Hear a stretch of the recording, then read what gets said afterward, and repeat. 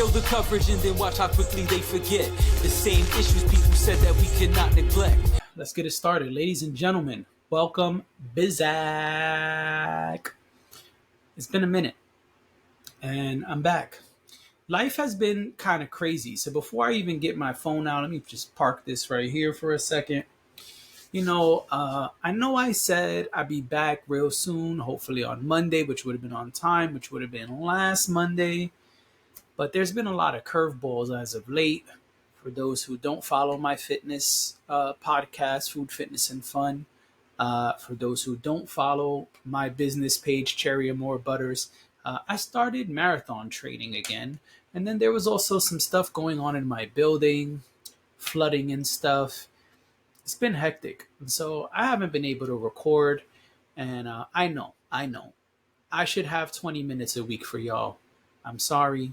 I'm trying to do better. And so maybe we'll double up this time. You know what I'm saying? Maybe we'll do 2 for 1 today. But I don't really like this makeup stuff. So I'm going to try to be better and try to get these pods out weekly. So let's start like we always do. But before we do, let me introduce myself for those who don't know. And if this is your first time here, thank you for being here. However you're listening to this or watching this, thank you for being here. I appreciate each and every one of you. So let's get it popping. Excuse me. A little bit of a nose itch right there. Bad allergies, you know what I mean? But let's get it popping. So we're going to start with a new term. We're going to talk about a couple terms today. But let's get the phone out and talk about a new term. I heard this term on another podcast. And so, let me just pull up this definition for y'all. Bam. So, I heard it on a podcast in late June, maybe even mid-June. And for this information, we're going to go to Yahoo News. And Yahoo News, the article says here, why bonus hole is going viral on Twitter and what it means. So the article says, why bonus hole is going viral on Twitter and what it means. And so it says here that in 2020, Joe's Cervical Cancer Trust, in partnership with the LGBT Foundation, an LGBTQ plus charitable organization, began suggesting the term bonus hole be used as a way to support trans men and non-binary people. According to their glossary, a bonus hole is an alternative word for the vagina, and recommend checking to see which word someone would prefer to use. They also suggest using front hole as an alternative term with the same meaning. On their website, Joe's Cervical Cancer Trust says using the correct language, quote unquote, when you're talking about someone's gender identity is a, quote, simple and effective way to demonstrate support and recognition. It goes to say that patients may seek care elsewhere if they feel hurt or distressed, also a quote. When a term is used that doesn't align with their gender identity. But bonus hole went viral today after conservatives like Leo Curse and Oil, somebody's name is Oil? That's wild.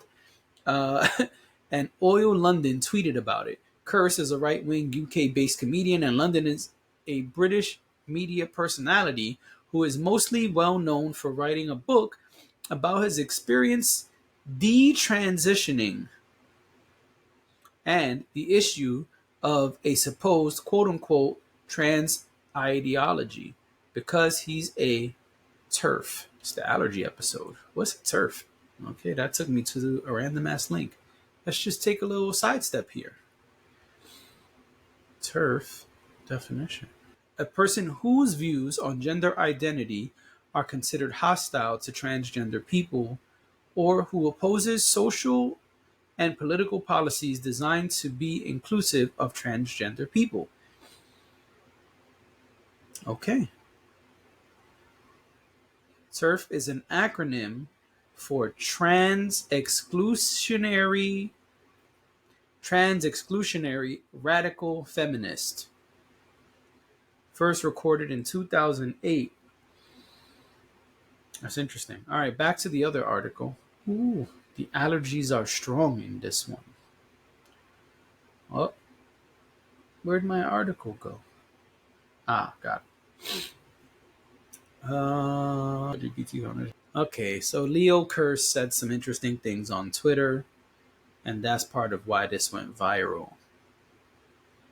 And so apparently this caused a big ruckus on the internet. I guess that's why I made it to the podcast that I was listening to, because they don't really cover these types of things. And yeah, looks like that's it. So I never heard of this term, and I thought it was interesting that there's language being developed to help be inclusive to trans men, and I think that's really interesting. There was a big controversy, and I guess this is really what I should say. There was a big controversy online because people thought that let me get the name right. Joe Cervical something. Hold on. People thought Joe's Cervical Cancer Trust was saying it was mandatory for people to say the term bonus hole instead of vagina. And so that was the confusion that people were saying, like, man, this is a really big deal. How dare they try to impose this new term? And I think even that's interesting because, I mean, one, it's not being demanded. Two, if it's about trans men, why do you care if you're not a trans man? It's so interesting to me that people take these strong stances. If it's not for you, who cares? It's a lot of straight men, from what I saw, a lot of straight men, and even the two people noted in the article, they're straight men who are chiming in on this. But really, I don't think it would be a straight man's place to, or a cisgender man's place to. I think if you don't have a transition going on, and if you're not a woman or a vagina owner, I don't even know what's the proper term right now, but if you're not someone with a vulva, with a vagina, I don't think this really should matter to you because it doesn't have anything to do with you.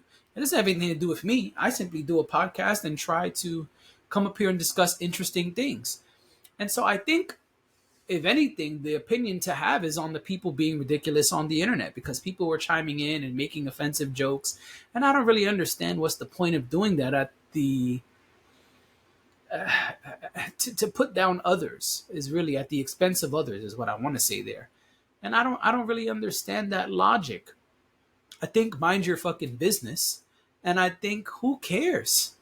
If it's nothing to you, you'll never have to say it, even if it was being quote unquote forced, which it's not, which makes the whole thing null and void. But man, this bonus whole thing has been all over the internet. I've heard it multiple times since then. And I say, I thought enough time passed that I wouldn't have to mention it here, but I see it's still being mentioned and people are making jokes and stuff like that. And I mean, if it's in jest, it's one thing, but even then you got to be careful because, again, at what expense? At whose expense, right? And again, truly, if you don't have a vagina or anything going on with transitioning, I don't think this is for you. I don't think it would be right for me to weigh in on whether it should be used or should not be used. It's really not for me. I'm not someone in a transition. I'm not someone who has that going on with their body. I really don't have a horse in the race, so to speak. I don't understand why people have these strong opinions about things that truly don't have anything to do with them, especially when it comes to anatomy and the changing of anatomy. Someone changes their anatomy and this is what makes them feel more comfortable, then I mean, so what? It doesn't mean that you have to stop what you're doing every day. If it was like, hey, you can't go to a restaurant anymore without wearing a certain attire, or saying, the words on the menu were completely changed. I mean, these extreme examples, maybe then, but you could also just avoid those restaurants, right? So I think people are making big deals out of nothing, especially because, once again, it was not something that was being demanded or forced on anyone. It was a suggestion. And what's wrong with a suggestion? Like, who cares? People have suggestions, and if that's not something that you're into, cool. But it's really interesting to me that these people on the internet with no horse in the race, with no type of, uh, they don't even belong in the conversation, have these heavy opinions that they want to weigh in. And like, I mean, I guess I try to pick my battles, but I just feel like that's the hill you want to die on. Bonus holes, whatever. It has to do with sexuality. It has to do with anatomy, and so I thought it was interesting enough to bring here. And that's really it. I don't have an opinion on the term itself or whether it should be used or not, because again, and I don't want to sound like a broken record, but it really is not for me. I don't have a bonus hole, so it doesn't matter what I think. That's what I think. Let's move on. Okay, so because I talk about dating and sexuality and sexual situations and relationships up here, sometimes that's the stuff in my Google search. And because of that, something kind of interesting came up as a suggested article for me recently. And so I wanted to read it to y'all. This is from Well and Good.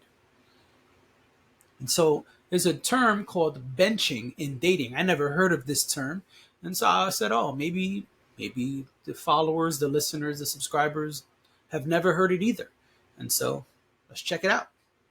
So here we go. What is benching in dating, and why do people do it? It says, named for the sports practice of pulling a player out of a game and relegating them to the sidelines for a period of time, benching in dating involves similarly sidelining a person or people whom you're dating in favor of others. Quote, in a dating context, people who get benched tend to fall in the B team of someone's dating roster. They're backups, says clinical psychologist Sabrina Romanoff. Oh, Romanoff. That's Avengers. Just kidding. All right. It says, rather than break up with a person whom they feel isn't quite their quote unquote, well, it doesn't say quote unquote. It's italicized, so I should stress there. Rather than break up with a person whom they feel isn't quite their person, the bencher chooses to keep them in the mix by just quote unquote benching them or deprioritizing them for the time being. That typically looks like slowing down communication and just reaching out periodically to keep the connection alive, and the person, at least their position on the bencher's dating roster, then becomes tenuous relative to others. Quote, usually, the person doing the benching still likes the person they are putting aside and would be interested in having a relationship with them, says Dr. Romanoff. After all, they're not fully ending things, but at the same time, their feelings for this person aren't strong enough to outweigh the sense that there are other fish in the sea, or that another current or potential partner might be a better choice for them, adds Romanoff. All right, that's interesting. Let's see what else it says here. Oh, and some insight. It says here, 3 signs that the person you're dating is benching you. Number 1, they reach out very infrequently. Number 2, you consistently feel rejected. Number 3, your interactions aren't thoughtful or respectful. And so here's the real question. Why is benching a hurtful, manipulative behavior? Benching in dating involves a certain level of dishonesty that distinguishes it from regular old benching in a sports dynamic. Think about it. If you're a second string player on a sports team, you're well aware of your status, and when you're benched, both you and the team are on the same page about it. Whereas when you're being benched by a partner or would-be partner, you likely don't know that they're prioritizing other people over you. And if you did, chances are you wouldn't be totally fine with it. Oh, okay, we're going to stop there. So I totally disagree with that last part, but I do agree that it is manipulative. Why? Because you're not being honest. You should always be honest. People should know what's going on. And if you have some type of hierarchy system, then you should tell them. People are probably not going to like that you have a hierarchy system. But if you have one and you have a number 1 or 3 or 12, whatever, I don't know, you should do that. You should speak honestly about what's going on. And so I'm going to say this benching shit is whack. I'm going to say I think this benching shit is weird in the sense that, like, why aren't we just being honest? And that seems to be a big thing in dating, period, right now. And I guess forever, really, because I remember back in high school, people were lying all the time about who they were dating and who was your significant other and who wasn't. I don't really see the purpose. It's always better to just tell the truth. If you tell the truth, then people have the choice to do what they want to do. I think the real problem is the people doing the quote unquote benching have a fear that people will leave if they tell the truth. And that, my friends, is the problem. You are trying to manipulate this other person. You're Jedi mind tricking this other person because you simply don't want to tell the truth. But you should just tell the truth. It's so much easier. And people usually receive the truth way better than a lie. Why? Because that lie will eventually come out. And when it does, there is a higher probability that they are going to leave the situation, the relationship, the dating scenario, whatever you want to call it. In reality, if you tell the truth and they have the option, if they stay, then it's all good. If you say, hey, listen, I'm seeing this other person, but I'm still interested in you and still would like to continue to see you, then they have a choice. And they're probably cool with it because they might be even doing the same thing. Especially if you're not in a committed relationship. I don't understand why people are lying to begin with. Just tell the truth, player. That's it. And really, I shouldn't even say player. I say player as a term of, like, dude, homie, friend. But player is usually a person who's lying, much like the benching person in this, the bencher, quote unquote, in this scenario. And so I don't mean player in that sense. I mean like dude, dudette, man, woman, person. Just tell the truth. Don't bench people, quote unquote. Just keep it real. If that's where the person is, that's where it is. And honestly, a big part of dating is communicating so people are on the same page anyway. And so if you're out here just lying to people and telling them any old thing, you're not going to be on the same page. And it probably will make you butt heads even more at some point. And they're going to have lots of questions. Oh, but what's going on? Now you're messaging me infrequently. Now you're not really seeing me anymore. Things were really good. You've grown distant. People also aren't stupid. They're going to pick up on that and say, like, yo, man, you were sending me a good morning text every day at 6:05. I ain't hear from you in 2 weeks. What's going on? They're not that stupid. They're going to have questions. They're going to have to answer about it anyway. You might as well just be upfront from the beginning. Always better to be upfront from the beginning. That's my take. I never heard of benching. Have you heard of benching before? Do you agree with benching? I definitely do not. Well, let's hit one more term before we move into the politics of it all. I like the internet terms. And this, folks, is the latest term in the work world. And this is from CNBC. And it says, man, my nose is itchy. No, I'm just mad. It says, forget quiet quitting. Loud laborers are killing workplace morale. Here's how to spot them. So you see, there's a whole, I told you, they keep adding to the quiet quitting family. And this latest term is loud laborers. And so it says here, for 2 years, workers have embraced the concept of quiet quitting as they reject hustle culture and prioritize a work-life balance. But for a long time, you could have probably known coworkers. It doesn't say could have, I apologize. But for a long time, you've probably known coworkers who are the quote-unquote noisier cousins of quiet quitters. They're sometimes called loud laborers, a term coined by Andre Spicer, an organizational behavior professor and dean of Bayes Business School. These are employees who place more emphasis on making their work known rather than focusing on the work itself, said Nicole Price, a leadership coach and workplace expert. Oh, this is interesting.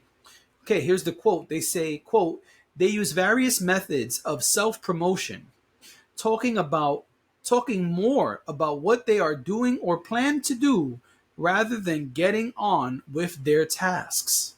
Where's Nori when you need him?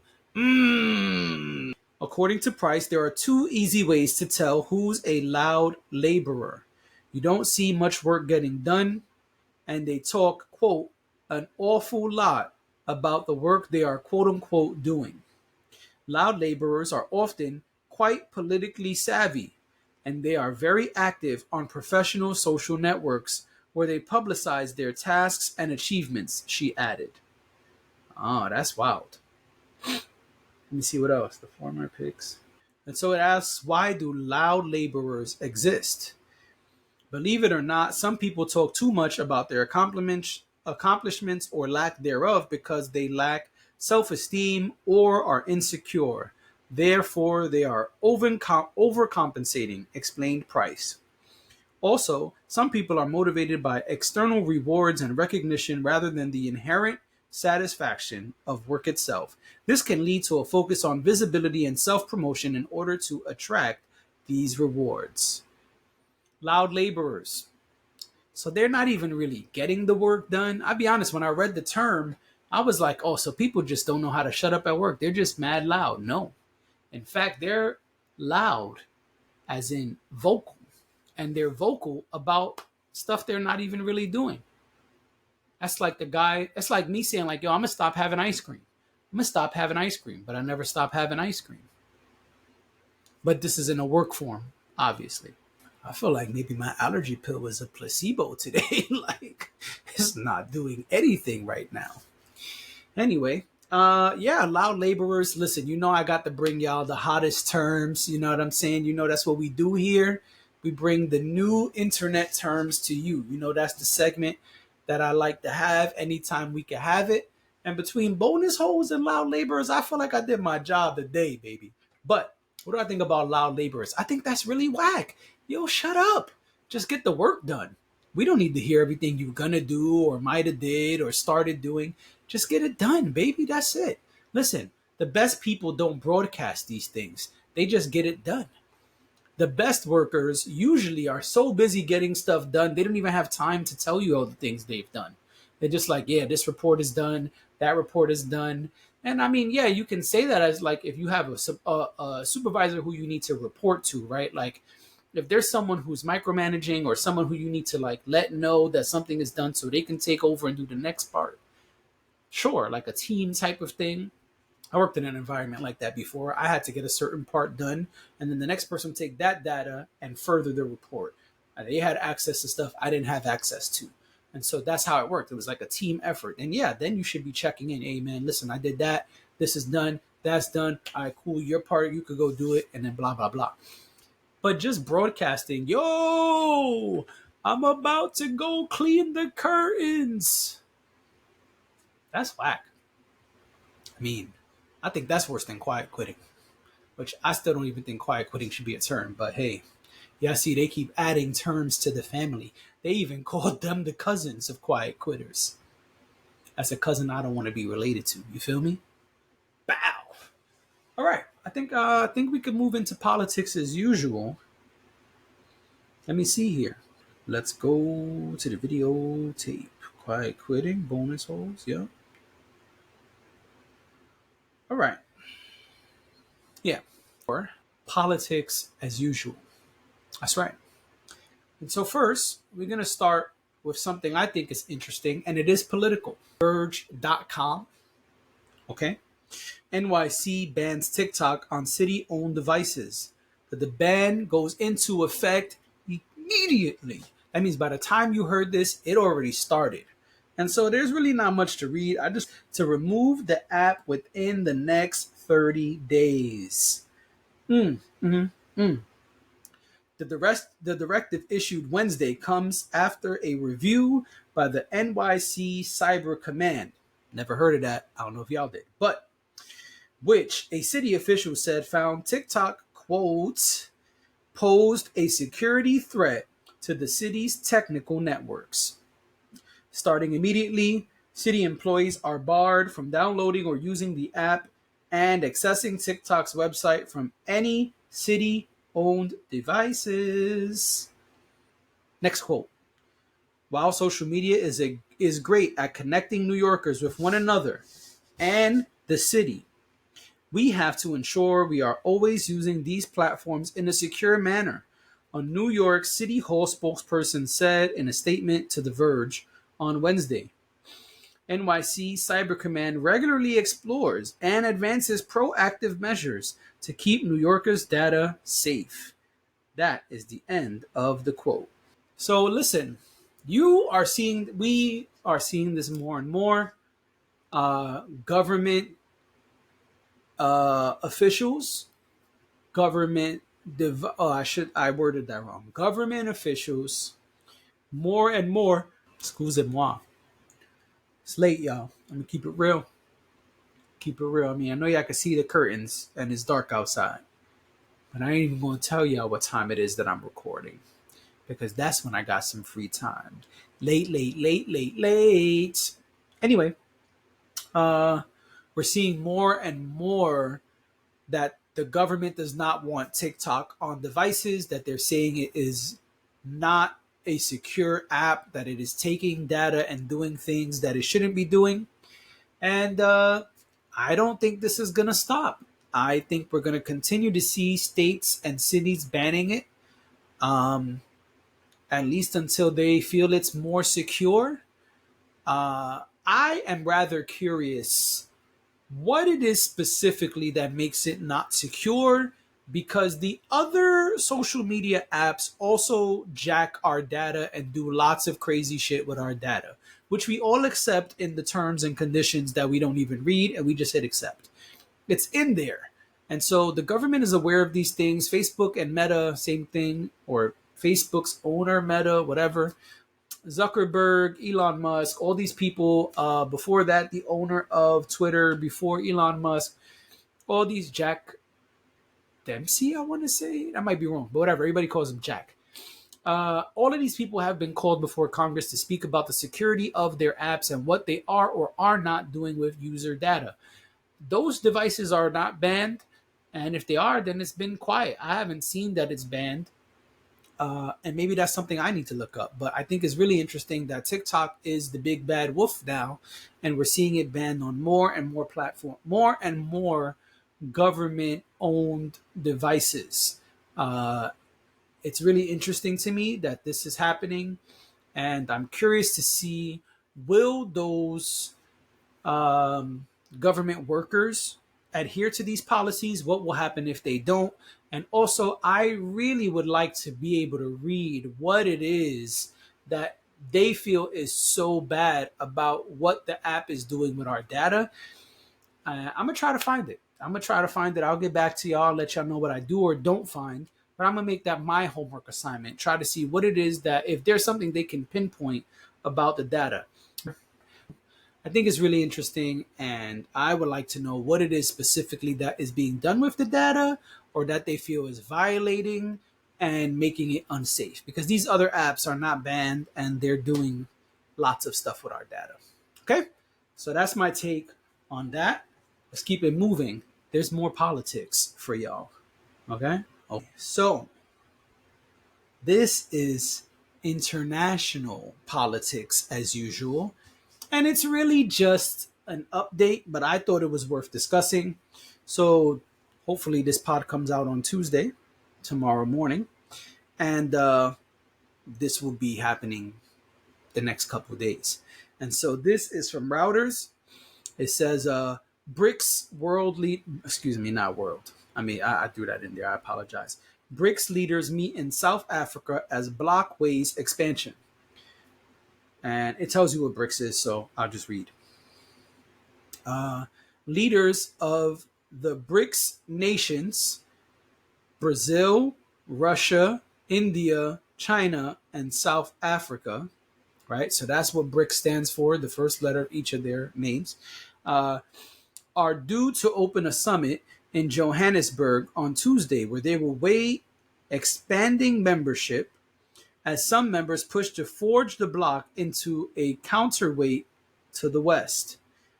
Heightened global tensions provoked by the Ukraine war and a growing rivalry between China and the United States have added urgency to drive the to drive to a drive to strengthen the bloc, which has at times suffered from internal division and a lack of coherent vision. Quote, an ad. Don't you hate when an ad just comes and moves the whole screen? Like, come on, I was reading that.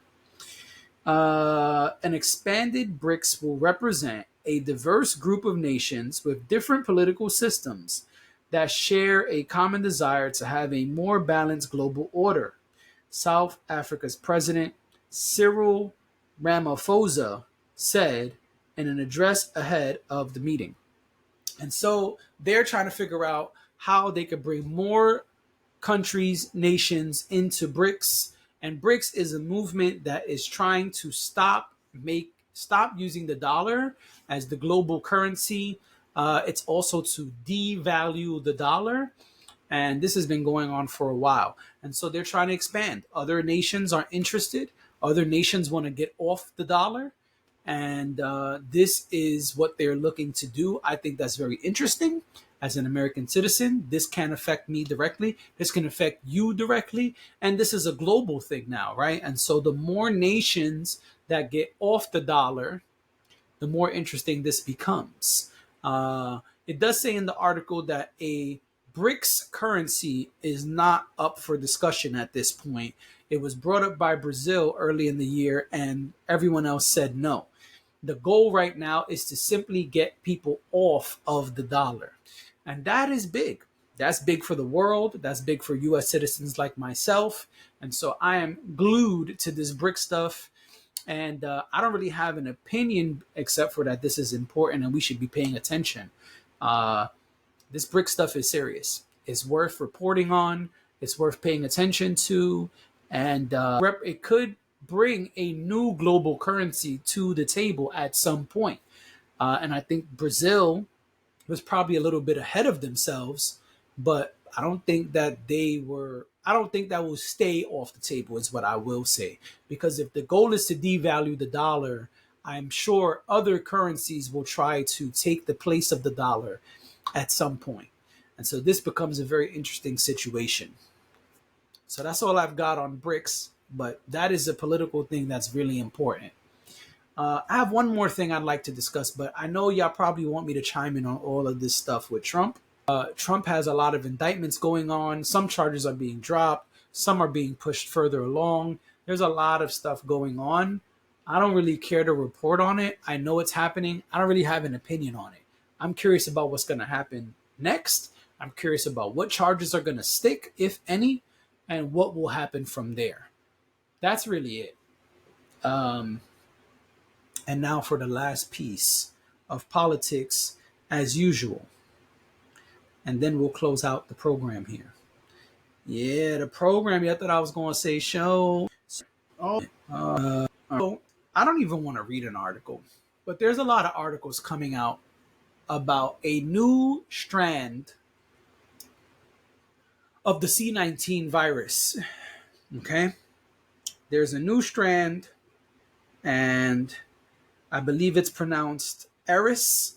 It's nicknamed after the Greek goddess of strife and discord.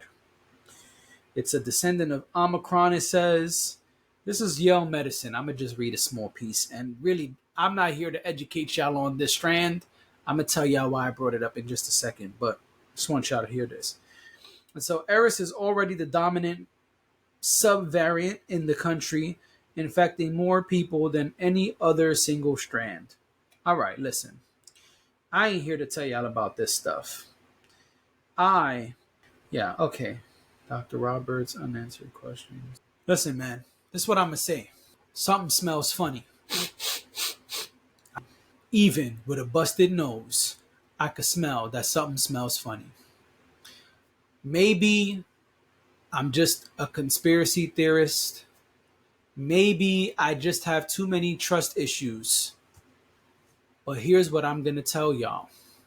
As Eris is being spoken about more and more, as Eris is being said to make more and more people sick with the virus, at the same time, it has quietly been announced that a new, how I say this without getting stuff taken down, a new shot will be available to the public next month.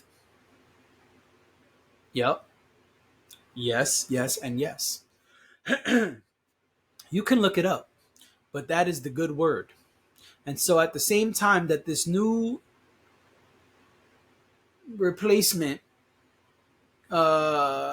shot will be available, there's a new variant running around and allegedly causing problems. I will say, I do know people who have caught the virus recently. I don't know of anyone passing away since eons ago at this point. And I don't hear any more talks about herd immunity. But man, oh man, does something smell funny to me. Because why is it that there's a new strand running the streets at the same time that we are prepping to roll out the new thing to take away and help you out? That's a little weird, no? Smells to me like politics as usual. Smell to me like something fishy. And that's all I'm going to say for now. I'm going to keep my eyes on all of these things. But I think it's really important that we pay attention here, folks, because that is too big of a coincidence for me. That's it. I'm closing out the show. I'm JD. I appreciate y'all for being here. This has been the Sexual Intellectual Podcast. I hope to see y'all again real soon.